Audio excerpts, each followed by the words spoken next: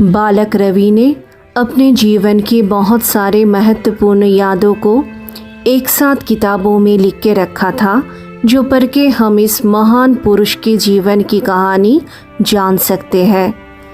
कभी रवि हमेशा प्रकृति और इंसान के बीच में बचने का आकांक्षा रखते थे।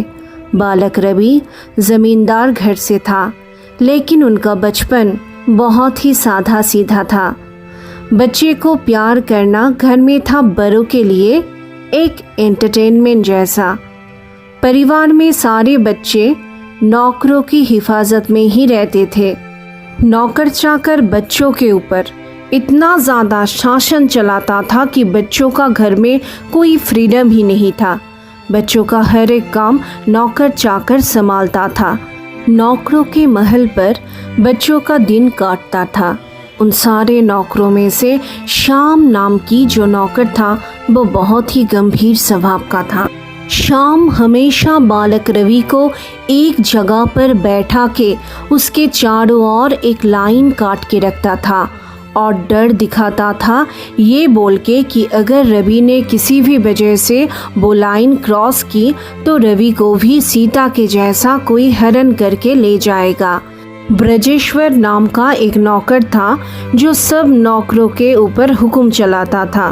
ब्रजेश्वर को अफीम खाने का आदत था, इसीलिए बच्चों के लिए खाने का जो दूध आता था वो ब्रजेश्वर अपने हिसाब से अलग करके रखता था। ब्रेकफास्ट भी ठीक तरह से बच्चों को नहीं मिलता था। श्याम और ब्रजेश्वर अपने लिए ज़्यादातर ब्रेकफास्ट अलग करके रखता था। रात में जब अंधेरा हो जाता था तब नौकर चाकर बच्चों को चोर और डाकुओं की कहानी भी सुनाता था। लेकिन अपने जीवन की दूसरी अध्याय में रविंद्रनाथ लिखते हैं कि नौकर चाकर कब कैसे उनके परिवार का ही एक हिस्सा बन चुके ये उन्हें खुद ही नहीं पता चला था। बालक रवि जब 7-8 साल का था तब उसे एक पुराना पालकी जो उनके घर वाले घर से बाहर रख दिया था, उस पालकी के अंदर बैठना और सपने सजाने में बहुत अच्छा लगता था। कभी कभी उस पालकी को लेकर पालकी को नाव बनाकर बालक रवि का मन चला जाता था दूर, बहुत दूर किसी नदी में। नदी में नाव चलाने वाले बालक रवि को सुनाता था कभी मगरमच्छ की कहानी तो कभी शेर की कहानी। ये सब पालकी के अंदर बालक रवि का था अपने साथ खेलने का एक तरीका। और पालकी से बाहर निकालते ही बालक रवि एक स्केल लेके खुद टीचर बन जाता था। रेलिंग को अपना स्टूडेंट बना के रवि डांट के बोलता था, पढ़ाई करो मन लगा के, नहीं तो बड़े हो के क्या कुली मजदूर बनोगे। ऐसे ही डांट के और स्केल से मार के पढ़ाता था। कभी कभी वालनट खाते खाते भी ऐसे पढ़ाने का काम चलता था।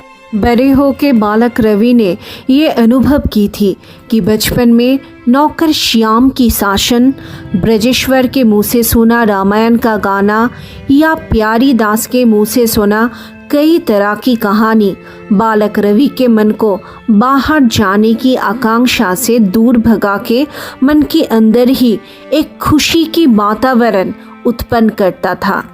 बालक रवि की एक चाचा की लड़का गणेंद्रनाथ राम नारायण तर्करत्न से नाटक लिखा के घर पे वहाँ अभिनय करता था।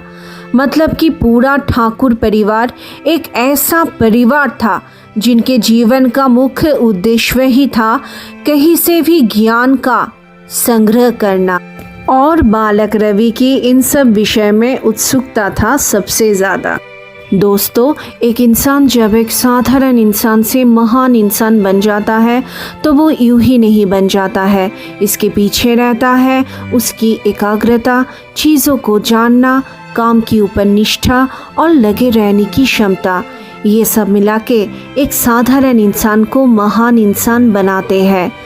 दोस्तों, नेक्स्ट वीडियो में हम लोग चर्चा करेंगे बालक रवि की बचपन की कहानी की तीसरा हिस्सा।